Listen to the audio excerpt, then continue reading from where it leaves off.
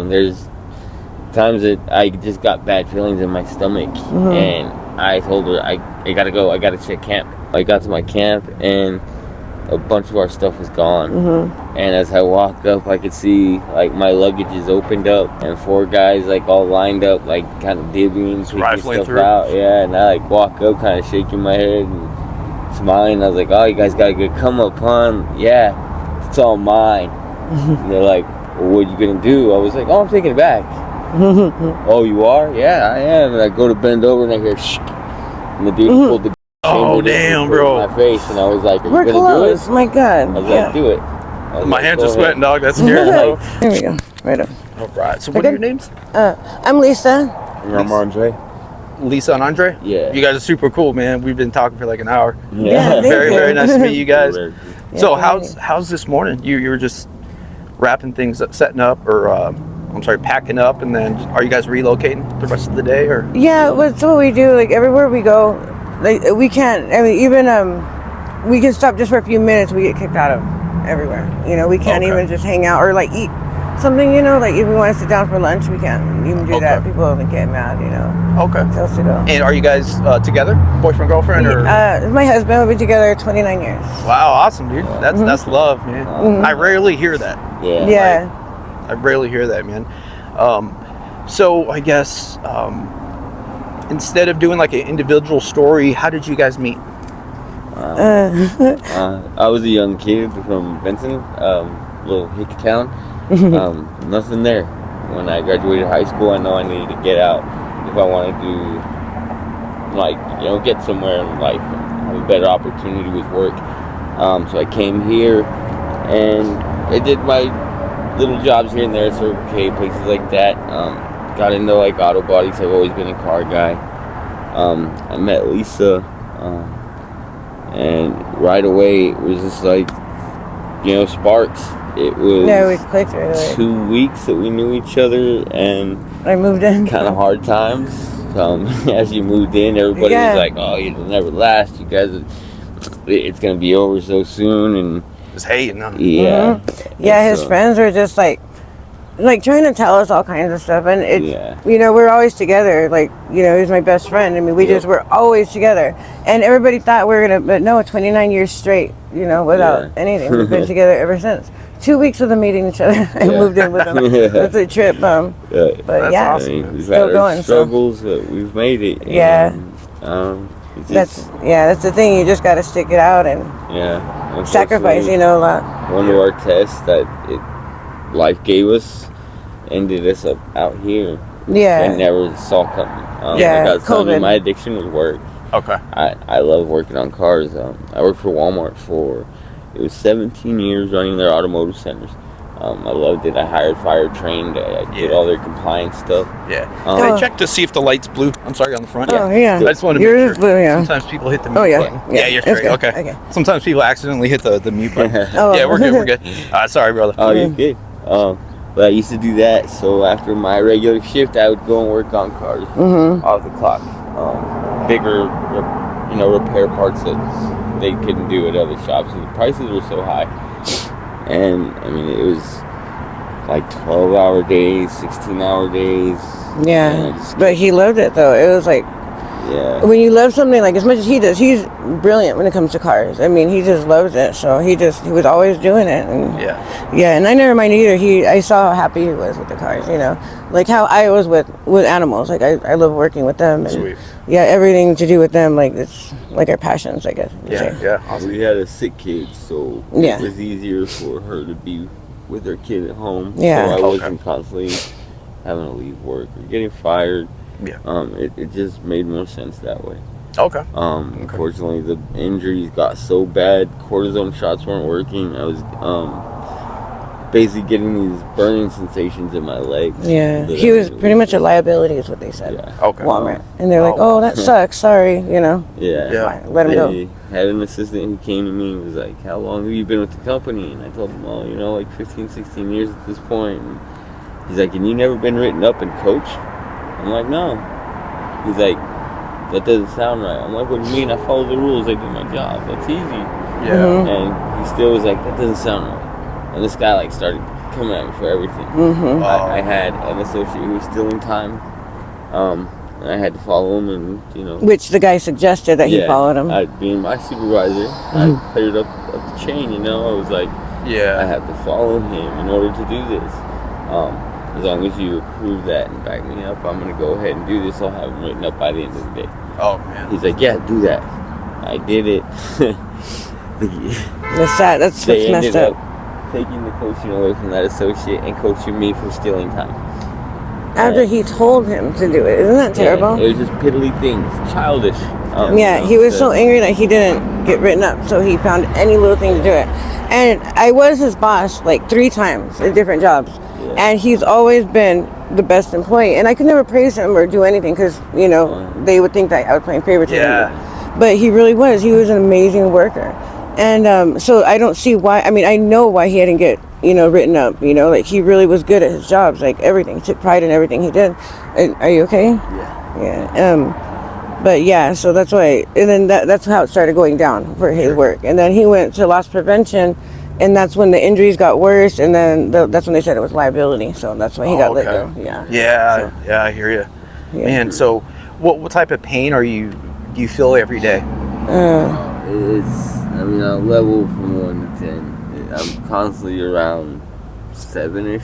Okay. Yeah, it's he has a hereditary bone disease. Well, it's starting, I believe, and his mom has it. It's horrible, and he's starting to feel it more and more. But the reason why he's like this right now is because he was hit by a car a few days ago. Oh, that's right. That's what he was saying. Yeah. Mm-hmm. Wow. And the sciatica, just compounds. And the cold. The cold doesn't help. So it makes it worse, especially during the colder times. As you know, if you've had injuries, you feel it way more in the cold. Yeah, so, and being out here doesn't help. Would you be able to stand a little closer to the mic? Oh yeah. I'm so sorry. I'm so sorry. Just that one mic. No, I'm broke over here. Man, definitely sorry to hear, Doc. So do you guys mess with the beans at all? I did, for the pain, because I'd be lucky if I got like 2 or 3 hours of sleep every like 3 or 4 days. Okay. Yeah. It was just to a point where we'd be recycling and she would kind of be going, and I understand you get in that mode and it's go, go, go, go. Mm-hmm. And she would kind of look back and be like, where did he go? And I would be sitting somewhere, and his eyes just full of tears because the pain is just unbearable. I don't know how to deal with it, and that's what he did. Because I was like at a pain clinic, and the pain clinic got shut down. Like every clinic kept getting shut down. Walking over here. I'm sorry. I just give him the thumbs up. Oh, it's okay. But that's how, because when the pain clinic gets shut down, you kind of find your own way to get the pain. Take care of the pain, and his was so bad, and that's when the blues started. But we thought it was oxycodone. We didn't know there was fentanyl. Yeah, those are the real ones. Mm-hmm, Those are the ones I mess with. Yeah, and it's horrible too. Like even getting off of them, the withdrawal is just horrible. And I think that's mostly what it is. I mean, dealing with the pain is hard, but I think the withdrawal is what scares us the most. Yeah. Why we don't really want to stop, but there's people out here that can do like 20 to like 30 in a day, and ours are like at the most 4, 5 in a day, and a lot of times we share them, so it's not, it's not like so bad, but it is bad, like we shouldn't be doing it, but I'm not exactly sure how else to deal with it right now. One guy I spoke to said he did up to he said, quote unquote, on a good day he did 200. Wow. 150 to 200. I believe it. It's crazy. I don't see how people don't like. Yeah. Wow, that's amazing. And I hear there's like different levels. They're all different. Some are strong. Some are weak. So. Yeah, and there's some too that have like I didn't realize, but there's some with tranquilizers in it. One day, a friend of mine, me and her, we were mixing our drinks. We had like some lemonade, so we were anyways, we were right in the middle of it, and both of us took 1 hit each. And next thing you know, we woke up. We're in the middle of this parking lot. Our drinks are still right there, like, being mixed, or, well, not being mixed, but, the straw in it and stuff. And we were like, what the hell just happened? Like, we were just freaking out. Like, how we never like not out, we never do anything like that. But I just after one hit that happened, so she got it, she just threw it. She was just like, I'm not gonna deal with that anymore. You never know what's in them, you know, and that's the sad thing. Dangerous. There was a lady that had told us that she was tested positive for after I think it was just gene, wasn't it? Yeah, she had gene. There was in it. That's scary. So, like you never know what you're getting in these things. Yeah, so. There's I don't know about all of them, but there's some stuff called xylazine. Mm-hmm. It's an animal tranquilizer. Oh, and for some people, you might see them with like scab legs and stuff like that. And it's like your body's eating it inside out. Oh my God, that's what it looks like. That but crocodile stuff or something like that. It's similar. Yeah, it's similar. Yeah. Wow, that's crazy. But the same concept, and it's scary, like you said. Like you never know what's in them. Oh my God, that's horrible. Yeah, just be careful with that. You know what I mean? Have you guys tried to get help before? Like rehabs or? We thought about it. Yeah, we looked into it and everything. I like as much as like we take. I think it's easier. I mean, it would be nice to detox off of it and do all that rehab. But really, I don't know. I guess it sounds like an addict saying this, but I don't think that we do so much or like we don't absolutely need it. All the time. I can go without it, but then you start feeling the withdrawals and you're like, shit. You just want to. So I think that's the only thing that's stopping us, like from actually quitting. And, but yeah, I mean, that does like is an excuse an addict does say. No, I get it. I mean, that was my life for years, like since 2005 all the way to 2018. Like it gets to the point where we have to use to not be sick. Yeah, exactly. You know what I mean? So we're just running from the sickness and it's just chasing us every day. Yeah, exactly. You know what I mean? Like, it's a cycle, like they say. Yeah, and it's crazy because not a lot of people understand that, unless you've been through it yourself, you don't understand what we go through, and I'm glad that you understand that. 100%. Yeah, 100%. It's crazy, man. And I still need to hear these stories, man, because just because, I just hit 6 years, I'm not cured. Anything could happen in like an hour. I'll be out here right with you guys. Yeah, yeah, right. Anything could happen. So, so if you can tell us a story of like the scariest or craziest thing you've experienced since you've been on the streets. Oh man. Yeah. Let me see. Man, there's just so much of it. Like, let me see. Which one would yours be? I'm trying to think right now. I mean, there's times where, unfortunately, people kind of become more animalistic out here than human. And as sad as that is, we were trying to help a lot of people when we came out. There are people who notice that when we recycle, we're super clean, super respectable. Even if we don't make messes, we'll pick it up because it's the right thing to do. They would donate clothes to us. Yeah, because they knew that we would make backpacks for people around here. They did get their stuff stolen, whatever. Like we'd fill the backpack full of stuff, hygiene clothes, whatever it is, and then hand it out to people that need it. During the winter, we'd give out blankets and jackets, things like that. But yeah, people like started noticing that about us, and then they saw the cool stuff we had, and then that's when we started getting the people that coming to steal from us, trying to it gets crazy. Like oh man, I can't believe that they would get so crazy off of just like a pair of Nikes or something, from us, and just try and jack us for stuff. Survival, everyone survives differently.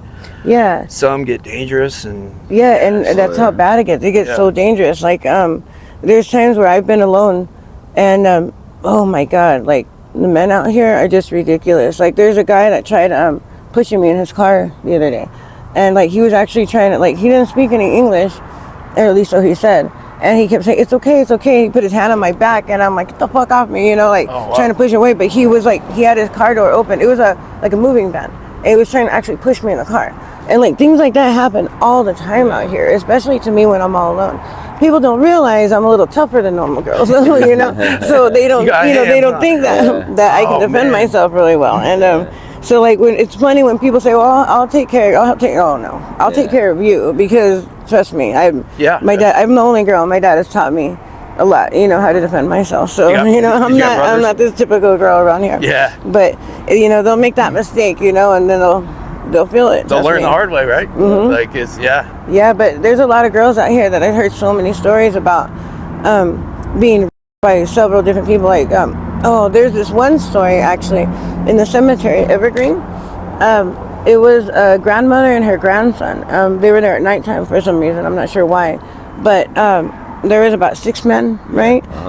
6 men. They sodomized them, both of them, and she was really like, oh God, it was horrible. Like you could tell, like the way when she was telling the story, how sad it was. Oh how, my God. You know, she was just thinking about it, like traumatizing. You know, PTSD. On the cemetery grounds. Mm-hmm. Yeah. Oh, okay. Yeah, and that's not the only person we've heard it from. There's several people that told us the same group of men go around doing stuff like that. Absolutely. Yeah, in the cemetery. And man, that's crazy. I didn't realize that they would do that, something like that out there. I mean, I hear that a lot. I watch some channels in Phoenix, and there's I don't know if it's an organization, group of dudes or whatever, but there's an organization called Midnight Productions. I don't know if you guys ever heard of that, but they go out and make snuff films. Wow. Just bad stuff, and they're always getting women, shit. you know, allegedly. But I haven't heard much of that out here. Yeah. As far as like that crazy. That organization, but I hear you. Yeah, I believe Did that white van, or was it white, just like a white solid van, or? Yeah, it was like a moving van, like a U-Haul. U-Haul, okay. Yeah, one of those. Was the guy older? Yeah, he was an older man. You know, like he was Mexican, like I said. He acted like he didn't know any English, but I don't know any Spanish either. You know? So it was kind of hard, but I didn't understand what he was trying to tell me at first. So stupid me, you know. That's another thing about me. I'm pretty gullible. You tell me a sad story, and I'm like, okay, here you go. Here's a few bucks. You know, I'm just kind of dumb like that. But then he was trying to ask me something. I didn't understand what he was trying to say, and I think I got a little too close, and that's when he was trying to, you know, you got to watch that, you know, like you don't realize you're trying to be, you know, especially in the middle of the daytime, you know, you don't think there's people all around, you think you're safe, and really you're not. They'll do it. Help. They won't. They'll watch. Yeah, or they'll film it. Yeah. Okay. Mm-hmm. And that's sad, especially around here with the homeless people. There's so much messed up stuff that's done to people out here, and people just kind of laugh about it or watch them. You know, they don't care. They don't intervene, and we do that quite a bit. We help out a lot of people if we have, you know, we can. There's some stories about girls that we know that there'd be houses around here. What was it that I think it's in that neighborhood I remember with Savannah. That there was they would take these girls and say like, oh, you know, let's go to my house and smoke some booze or whatever, and so they'd go in there and it turned out to be a bunch of guys in there, and then they'd keep them there, and or like sell them, stuff like that, you know, they won't let them go, and they'll get them all like messed up on dope that they can't leave, you know, and then they need it, so they ask for more and more, and then they make them work for it, you know, the other way. So it's really sad, but we did hear of a certain house that's around here. I don't know exactly which house it is, but they've been doing that to a lot of girls, because some girls go missing, and it's a trip, and that's where they're at. They're there because they're so messed up, you know, and yeah, they get them like that. Yeah, that was all bad. Yeah. So I guess a couple more questions. I don't want to keep you guys too long. No problem. What would you guys like to see happen with everything going on in the world? I think it would be a lot better to have more resources for homeless people, and not so many rules. Like, I mean, I understand, you know, the messes, the tents, things like that. You know, it doesn't look too good, but I mean, a better place for them to go. Like, if they can, like the wash, you know, it does look terrible because a lot of people do have a lot of mess and trash and don't clean up after themselves. But if they have like a certain place, maybe where instead of inside, you know, like if people want to camp out somewhere, just let them like have a certain spot and let them be there for, you know, a day or two, you know, like let them set up, catch their breath, you know. But like I said, no matter where you go, even if, because we had a lot of stuff in our carts, and we were trying to organize, throw away a bunch of stuff, you know, make it lighten the load. But no matter where we went, they wouldn't let us do it. They'd kick us out of everywhere. So we're trying to drag all this stuff all over the place, and, you know, just trying to find a place to clean it out, but we can't, you know, they won't let us. And then the shelters, you have to be there by like 4 o'clock in the afternoon. And really, who's going to want to be there at 4 o'clock in the afternoon? You know, there's stuff you got to do.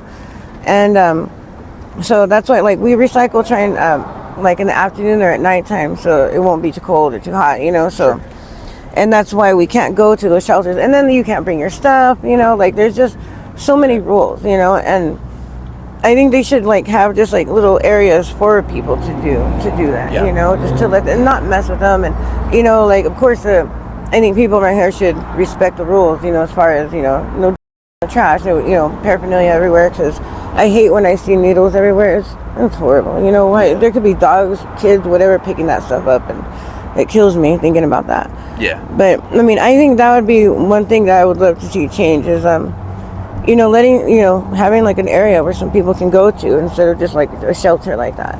Okay. And also, I swear, if you're around here and you carry a backpack, automatically people think, you know, you're a piece of shit. You're stealing. You're doing something. I hate the way people look down on us. We've been out there. We've worked. We've had cars, house. Like we've had everything, and then it just seemed like everything just fell apart so quickly, and we never thought that would happen to us, you know. And we never knew like how bad it is. Like you're not going to know how bad it is unless you actually do it, you know, yourself. Go through it yourself, and then to have people look down on you, to have people talk to you like that, follow you around the store, you know, you're just trying to live your life every day like everybody else. Yeah. But because we fell into a bad situation, you know, automatically people label us, and that's another thing I would like to see change. Yeah. Just, you know, like just be more understanding, you know, not, you know, look at us like we're pieces of shit. Yeah, I totally agree. I get it. Yeah, there's no like sense of community, even with the homeless. Yeah, people stealing from one another. Animals, like I said. I mean, there's times that I just got bad feelings in my stomach, and I told her I gotta go. I gotta check camp, and we won't join camps for that reason too. I'd rather feel safe protecting her away because everybody's so horrible. Yeah. I got to my camp and a bunch of our stuff was gone, and I had a feeling there's certain spots, you know, where there's groups that kind of go together, bad elements, and I went straight there. And as I walked up, I could see like my luggage is opened up, and 4 guys like all lined up, like kind of divvying, taking stuff through. Out. Yeah, and I like walk up, kind of shaking my head and smiling. I was like, "Oh, you guys got a good come up, huh?" Yeah, it's all mine. And they're like, well, "What are you gonna do?" I was like, "Oh, I'm taking it back." "Oh, you are?" "Yeah, I am." And I go to bend over and I hear shh. And the dude pulled the gun, oh damn, bro, in my face, and I was like, "Are We're you gonna close. do it?" My God. I was like, "Do it." My hands are sweating, dog. That's scary. Like, I was done. I'm tired of us having to start from zero. Yeah. For them. And I mean, I made sure I was loud enough everybody could hear me that was there. I was like, "You're pathetic." I was like, "You know, you're stealing from a homeless person." And he's like, "Well, I'm homeless. Then you should know better." Yeah, exactly. That's sad.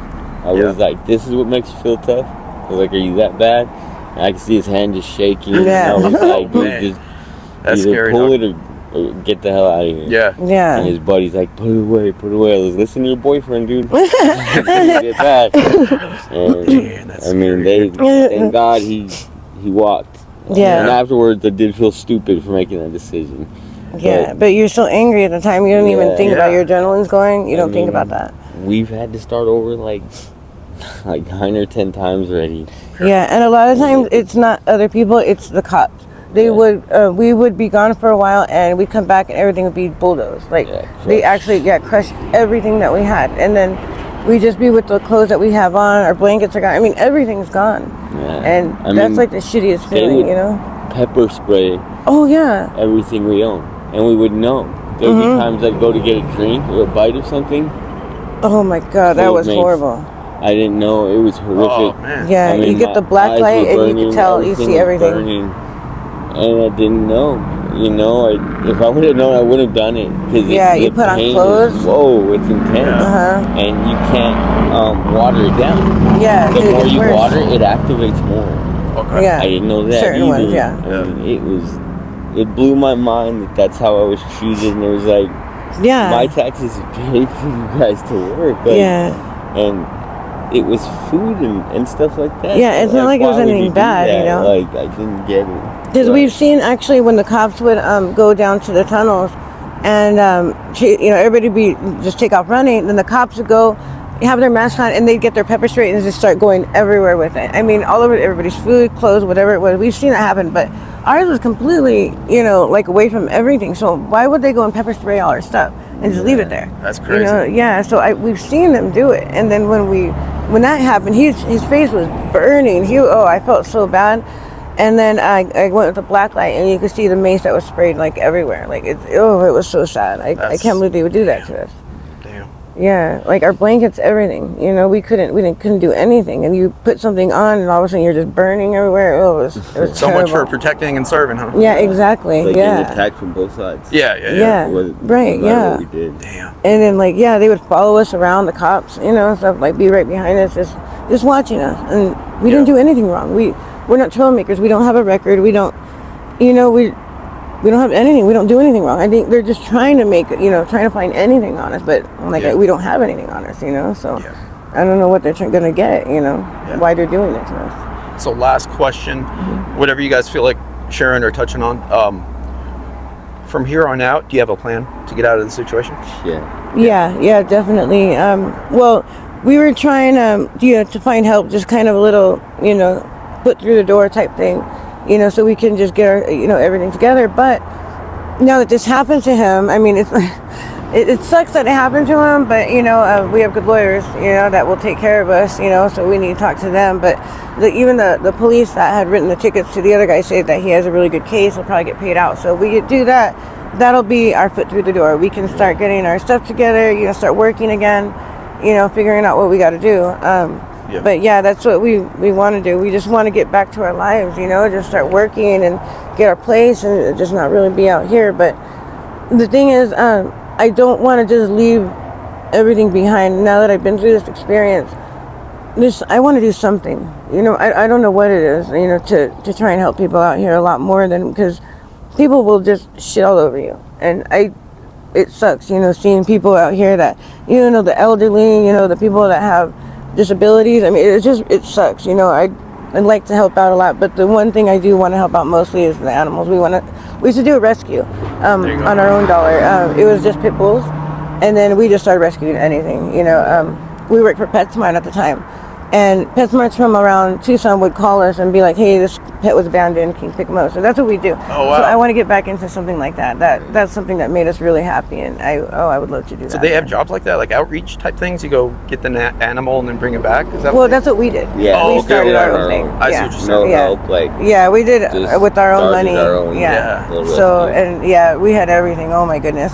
From reptiles, birds, fish, dog, cats. I mean, everything that would need rescues, we'd take them in, and we'd find good homes for them. We'd make sure that they went to good homes. We never charged anybody anything. Yeah. We just wanted them to be happy, have a good place. Cool. And that's something I want to start doing again too. And also trying to find something to help people out here with their pets. People do take really good care of their pets out here, believe it or not. And I would like to do something to help them out more, to, whether it's food, collars, but I mean, anything for them, just to, help them out, because people will not let them go into the stores or go into shelters and things like that when they have pets, and that's something I'd like to change. Awesome.